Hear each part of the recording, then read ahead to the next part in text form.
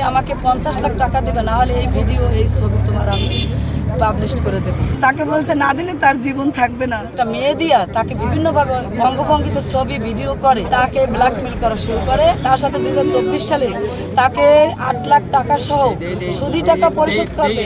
আলতাফ মাস্টারের ছেলে সোহেলের 4 লক্ষ টাকা পরিশোধ করতে গিয়া সে তাকে জানাইছে যে আমি পরিশোধ করব, কিন্তু তার বড় ভাই যেদিন সে টাকা তুলতে গেছে আরও একজনের 4 লাখ টাকা, মোট 8 লাখ টাকা নিয়ে সে রওনা দেওয়ায় তাকে পথিমধ্যে তার ওই যে সোহেলের বড় ভাই অলি সে কিডন্যাপ করে এবং আরেকটা লোক নিয়ে মেশিন ঠেকিয়ে তাকে একটা জায়গায় নিয়ে তারপর তাকে একটা বাসার ভিতরে ঢুকাইয়া তার একটা মেয়ে দিয়া তাকে বিভিন্নভাবে অঙ্গভঙ্গিতে ছবি ভিডিও করে তাকে ব্ল্যাকমেল করা শুরু করে এবং তাকে বিভিন্ন হুমকি, তার জীবন নাশের হুমকি, বাচ্চা ফ্যামিলি সবার উপরে হুমকি দিয়া তাকে বলে তুমি আমাকে 50 লাখ টাকা দেবে, না হলে এই ভিডিও এই ছবি তোমার আমি পাবলিশ করে দেব।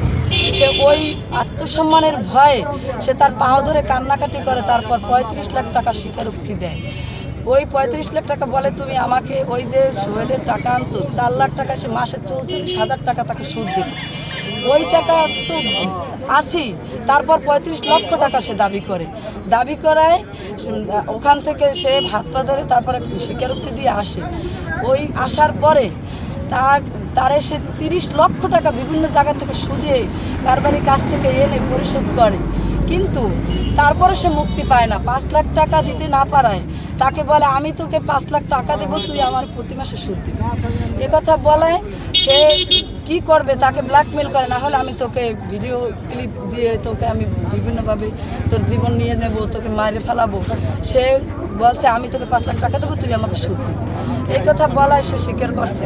সে যা বলছে সে তাই করছে, শুধু তার আত্মসম্মান আর মান সম্মানের কথা, তাকে মারার হুমকি এই ভয়ে। অলি, সোহেল এবং আলতাফ মাস্টার এই ফ্যামিলি দীর্ঘদিন ধরে আশেপাশে আরও যেমন বাপ্পি আছে, এই লিটন ভাই আছে, নুরুল আলম ভাই আছে, এখন প্রত্যেকটা ফ্যামিলি তারা কিছুদিন আগে শেষ করে দিয়েছে। এরপরে এই ভারী ইলেকট্রনিক্সের মালিক ফারুক মোল্লা তারে কিডন্যাপ করে পটুয়াখালী সিটিএস হলের মোড় থেকে এবং ব্যায়ামাগার মোড় থেকে আর একজন নিয়ে দুইজনে ওরে বাসায় ওর দ্বিতীয় স্ত্রী আছে, এই স্ত্রী কাছে নিয়ে উলঙ্গ করে দুইজনের আপত্তিকের কিছু ছবি তুলে এবং ওই সময় তার কাছে থাকা 8,10,000 টাকা রেখে দেয় এবং 50 লাখ টাকা দাবি করে ও জীবন বাঁচাতে 35 লক্ষ টাকা ওই জায়গায় স্বীকারোক্তি দিয়ে আসে।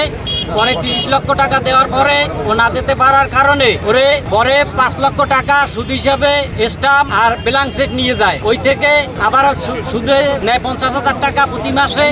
এরপরে ওর ভাই দেয় 4 লক্ষ টাকা, হেনায় 40,000 টাকা, এভাবে প্রতি মাসে 40, 50, 90,000 টাকা করে দিতে আজকে 3 বছর ধরে ওর ব্যবসা বাণিজ্য সবকিছু বিনষ্ট করে দিয়েছে ওই ফ্যামিলি। আমরা প্রশাসনকে প্রেসের মাধ্যমে অতি শীঘ্র জানাই দিতে চাই 24 ঘন্টার মাধ্যমে 24 ঘন্টার মধ্যে যে কোনো উপায় প্রশাসনে ফারুক মোল্লাকে উদ্ধার করে যেন পরিবারে।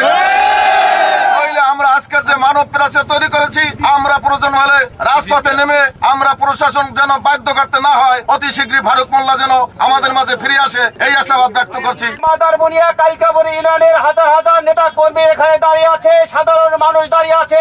একজন ভালো মানুষ ফারুক মোল্লা ব্যবসায়ী, তাকে ব্যবসা থেকে কিডন্যাপ করে নেওয়া হয়েছে। তাকে এখন পর্যন্ত খোঁজ করতে আমরা পারি নাই। প্রশাসনের কাছে 24 ঘন্টার আলটিমেটাম আমরা দিয়েছি। 24 ঘন্টার মধ্যে যদি আমরা সন্ধান না পাই, আমরা রাজপথে পটুয়াখালী শহরে আনাচে কানাচে আমরা বিক্ষোভে নেমে যাব। তিনি অপহরণ হয়েছে, কিন্তু তার ওই লেখা পাওয়ার পরে বোঝা গেছে তিনি অপহরণ হয় নাই, তিনি একটা চক্রের ভয় নিজে আত্মগোপন করে আছে। এটা এখন পরিষ্কার হয়েছে তার ওই লেখাটার থেকে। এই জন্য এটা আমরা যে চক্রের ষড়যন্ত্রে তিনি আত্মগোপন হয়েছেন, আমরা এই চক্রের বিরুদ্ধে আইনগত ব্যবস্থা চাই এবং এই ফারুক মোল্লারে যেখানেই আছে ফারুক মোল্লারে আমরা পরিবারের কাছে যাতে ফিরে আসে আমরা সেই জন্য দাবি জানাচ্ছি।